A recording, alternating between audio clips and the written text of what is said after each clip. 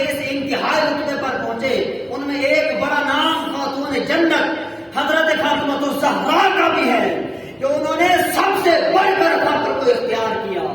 اور فخر کا معنی آپ نے سمجھا ہے کہ لا یحتاج الی ربہ ولا الی غیرہ، جو صرف اپنے رب کی طرف تو حاجت مندی رکھے، اس کے غیر کی طرف کبھی توجہ نہ دے. اس کا معنی اور فخر کا معنی یہ ہے لا یحتاج الی ربہ ولا الی غیرہ، کہ اپنے رب کی طرف تو حاجت رکھے، اس کے غیر کی طرف حاجت نہ رکھے. امام حسن مجتبی رضی اللہ تعالیٰ عنہ سیدہ خاتون جنت رضی اللہ تعالیٰ عنہ کے بڑے شہزادے ہیں. آپ فرماتے ہیں میں نے اپنی والدہ محترمہ کو دیکھا رات کو مسجد بیت کے محراب میں، یعنی گھر میں نماز پڑھنے کی مخصوص جگہ میں نماز پڑھتی رہتی، یہاں تک کہ نماز فجر کا وقت ہو جاتا تھا. گویا ساری رات مصلی کی بھیڑ پر گزرتی تھی. وہ شب بیدار، وہ صرف رکوع و سجود میں ہم، وہ جن کی ذات میں نازاں حضور رحمت عالم. اس شعر کی وضاحت اور تشریح یہ ہے کہ حضرت فاطمہ الزہرا رضی اللہ تعالیٰ عنہ رات بھر عبادت کرنے والی، لگاتار سجدہ اور رکوع میں مصروف رہنے والی رحمت عالم صلی اللہ علیہ وآلہ وسلم کو ان پر ناز تھا.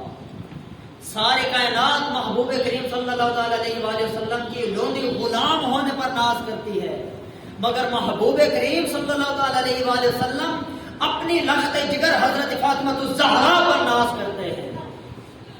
وہاں جا کر قانون اور ہو جاتا ہے، سارے جہان والوں کے لیے قاعدہ اور قانون اصل اور ہو جاتی ہے.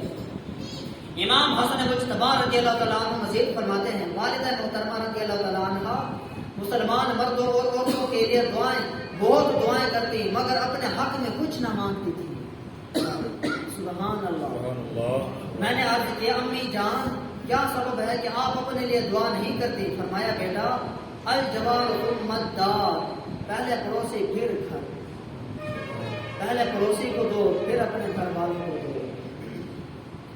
سبحان اللہ. اے عاشقان رسول، اس حکایت سے دو مدنی پھول معلوم ہوئے. پہلا تو یہ ہے کہ اس حکایت کی روشنی میں حضرت خاتون جنت رضی اللہ تعالیٰ عنہ کے فخر کا عالم دیکھیے کہ حضرت خاتون جنت رضی اللہ تعالیٰ عنہ کا گھر مبارک ظاہری نگاہوں سے سادہ دکھائی دیتا تھا. آپ کے کپڑوں پر پیبند ہوا کرتا تھا. جنت کی ملکہ ہو کر بھی آپ چکی خود چلایا کرتی تھی. گھر کے کام کاج خود کیا کرتی تھی. کئی دن تک گھر میں فاقہ رہتا. کتنے دن بھوک خدمت میں حاضر رہتی. اس کے باوجود آپ رضی اللہ تعالیٰ عنہ ساری رات عبادت کرتی، ساری نمازیں پڑھتی تھی، مگر اپنے لیے کچھ نہیں مانگتی. یہ دعا نہیں کرتی کہ مولا گھر کے فاقے دور فرما دے. مجھے محلات نہیں مانگتی تھی، نئے اور فیشن والے کپڑے نہیں مانگتی تھی. حالانکہ اللہ پاک کی بارگاہ میں ان کی مقبولیت کا عالم یہ ہے کہ اگر یہ محض دل میں تمنا کریں تو اللہ پاک ان کی آرزو سے زیادہ عطا فرماتا ہے، مگر یہ مانگتی نہیں. کیوں؟ اس لیے کہ ان کا مزاج یہ ہے کہ اللہ پاک جس حال میں رکھے اسی حال میں خوش رہتی تھی. سبحان اللہ. خدا جس حال میں ان کو رکھے اس حال میں وہ رہتی تھی. پھر اس حکایت میں دوسرا مدنی پھول یہ بھی ہے، دیکھیے فاطمہ الزہرا رضی اللہ تعالیٰ عنہ اپنے لیے کچھ نہیں مانگتی، مگر اس کا یہ مطلب نہیں کہ اللہ پاک سے مانگتی ہی نہیں، ایسا نہیں ہے. دعا مانگنا تو عبادت ہے، دعا ضرور مانگتی مگر اپنے لیے نہیں، مسلمانوں کے لیے، اپنے بابا جان رحمت عالمیان صلی اللہ تعالیٰ علیہ وآلہ وسلم کی دکھیاری امت کے لیے دعائیں مانگتی تھی. سبحان اللہ.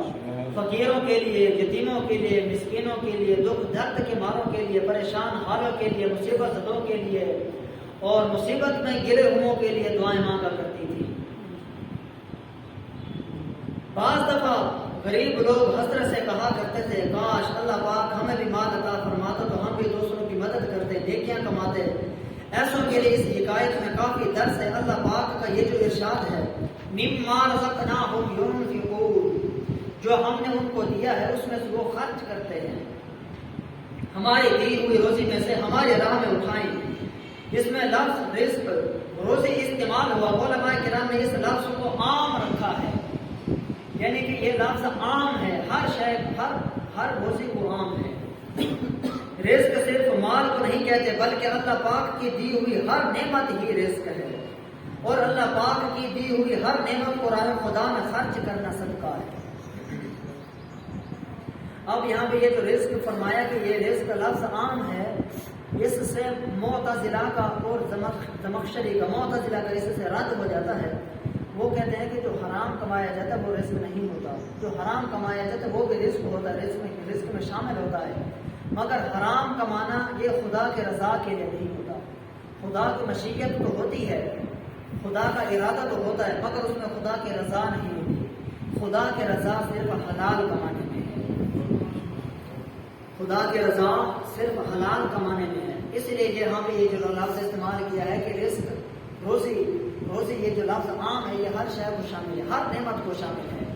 پھر اس کے اندر وہ روزی جو کما رہے ہیں وہ حلال ہو یا حرام ہو اس کو بھی وہ شامل ہوتا ہے، وہ بھی روزی ہوتی ہے، مگر اس کے جو حرام روزی جو ہوتی ہے اس میں رب تعالیٰ کی رضا نہیں ہوتی، اس میں نعمت برکت نہیں ہوتی، اس سے برکت اٹھا لی جاتی ہے۔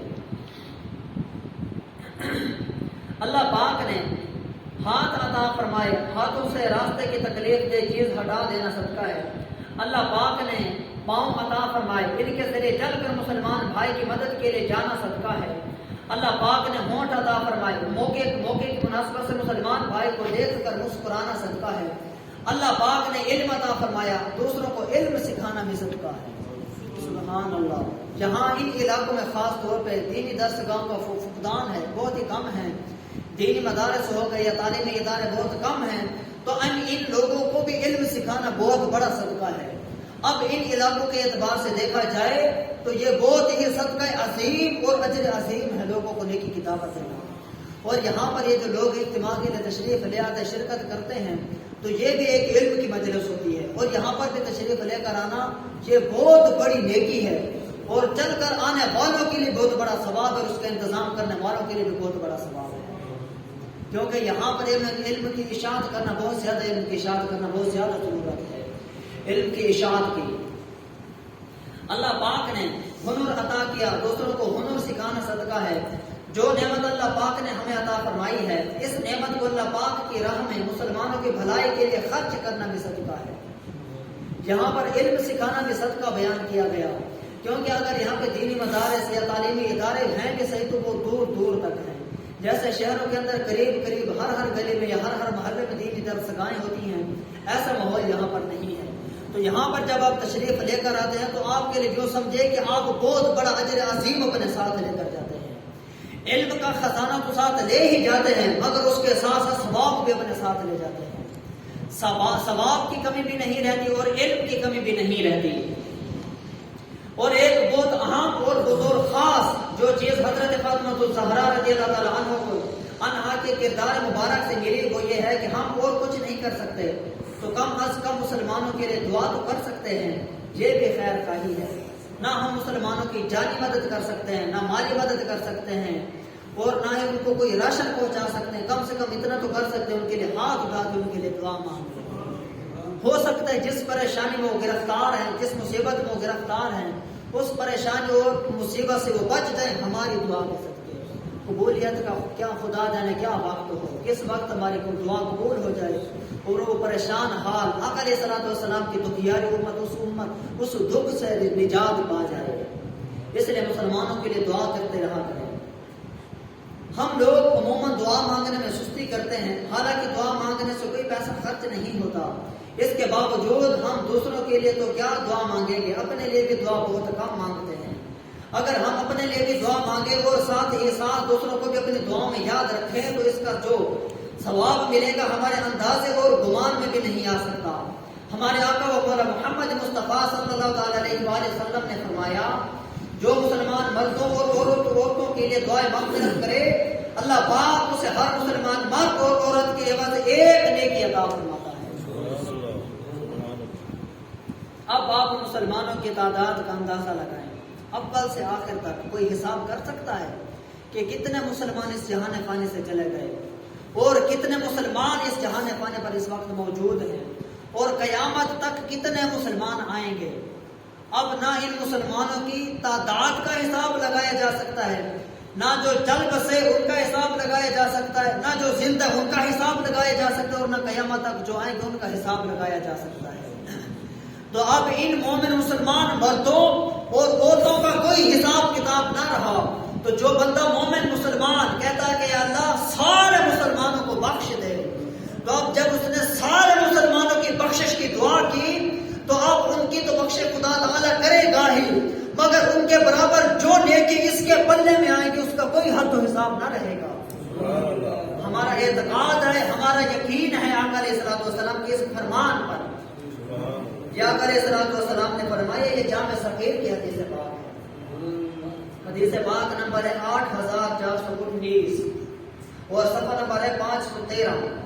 اے عاشقان رسول، اندازہ کیجیے حضرت آدم علیہ السلام سے لے کر آج تک اربوں خربوں مسلمان دنیا میں آ چکے، صرف اتنی دعا کرنی ہے، اللہم اغفر لی ولکل مؤمن و مؤمنہ، اے اللہ میری بخشش فرما اور سارے مسلمان مردوں اور سارے مسلمان عورتوں کی بخشش فرما۔ انشاءاللہ اس دعا کی برکت سے اربوں خربوں نیکیاں ہاتھ میں آ جائیں گی۔ اللہ پاک ہم سب کو کثرت سے دعائیں مانگنے کی توفیق عطا فرمائے۔